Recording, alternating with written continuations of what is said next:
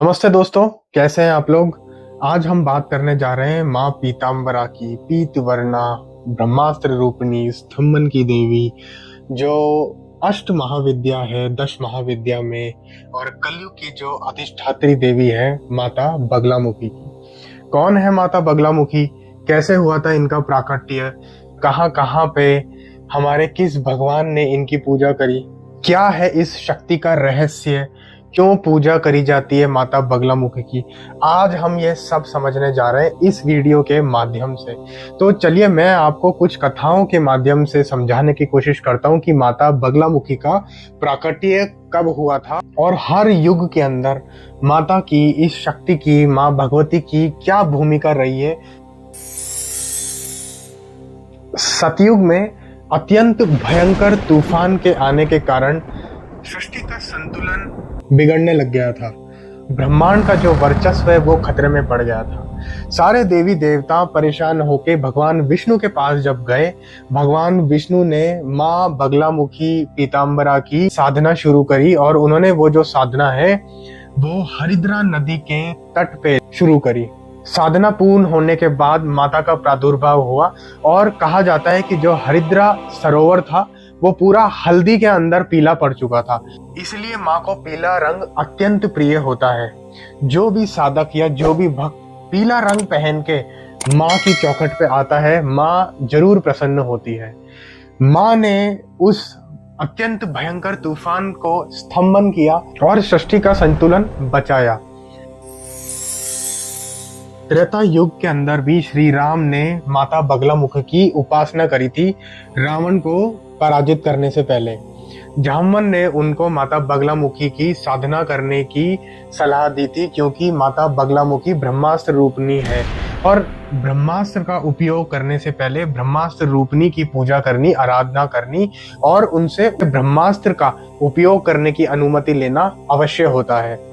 जब भगवान राम माता बगलामुखी की साधना करने के लिए बैठे थे, तब यह देखकर इंद्रजीत भी माता बगलामुखी की साधना करने लग गए थे। दोनों को एक दूसरे पे विजय हासिल करनी थी। इंद्रजीत की साधना पूरी ही होने जा रही थी, मगर हमारे हनुमान वहां पर पहुंच गए और 5 कुंड का पानी उन्होंने इंद्रजीत के हवन पे डाल दिया था। तो उनका जो हवन है वो पूरा खंडित हो गया था। इसीलिए उस जगह का जो नाम है वो पड़ा वनखंडी। वनखंडी से हमें धीरे धीरे प्रचलन में आते आते वो शब्द हो गया वनखंडी, जो कि कांगड़ा के अंदर है। वो जो मंदिर बगलामुखी माता का है वो त्रेता युग का मंदिर है।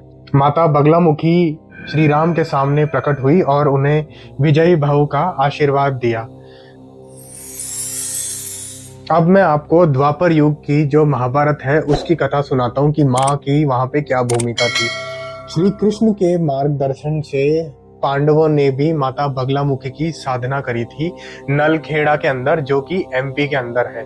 वहां पे अर्जुन की, युधिष्ठिर की, भीम की, नकुल की, सहदेव की साधना से प्रसन्न होकर माता का वहां पे प्राकट्य हुआ और नलखेड़ा क्षेत्र के अंदर माता आज भी वहां पे विराजमान है।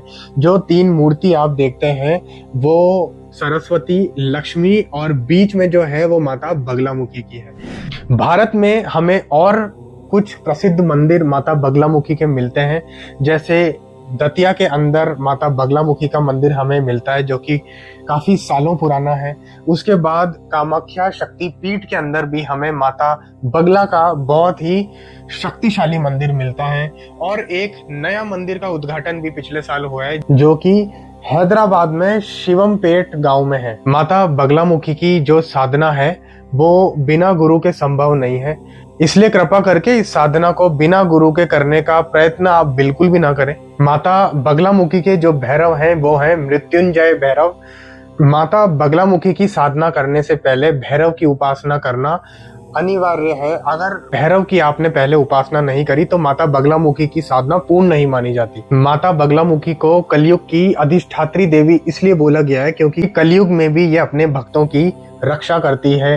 अगर किसी पे तंत्र प्रभाव है, शत्रु पीड़ा है या आपके कोर्ट कचहरी के लीगल केसेस चल रहे हैं या फिर राजनीतिक जीवन में जीत दिलाने के लिए माता बगलामुखी का अनुष्ठान किया जाता है। माता बगलामुखी का उल्लेख आपको ऋग्वेद और अथर्ववेद में भी वल्गा शब्द से मिलेगा और रुद्रयामल तंत्र, जो कि 10 महाविद्या की साधना का तांत्रिक मार्गदर्शक है। कहा जाता है कि अगर आपने माता बगलामुखी की साधना कर ली तो वो 10 महाविद्या की साधना के बराबर है, क्योंकि बगलामुखी चालीसा में भी लिखा है कि तुम काली तारा भुवनेशी त्रिपुरी सुंदरी भैरवी वेशी चिन्ह बाल धूमा मातंगी बगला तुम गायत्री रंगी। जरा सोचिए उस आदि शक्ति का क्या तेज होगा जिसकी भगवान विष्णु भी आराधना करते हैं। जीवाग्रमादाय करेण देवी वामेन शत्रुन परिपिन्यन्तिम गदा विगातेन च दक्षिणेन पीताम्बराध्याम द्विभुजाम नमामि। जीवन में किसी भी प्रकार की समस्या का हल माता बगलामुखी है।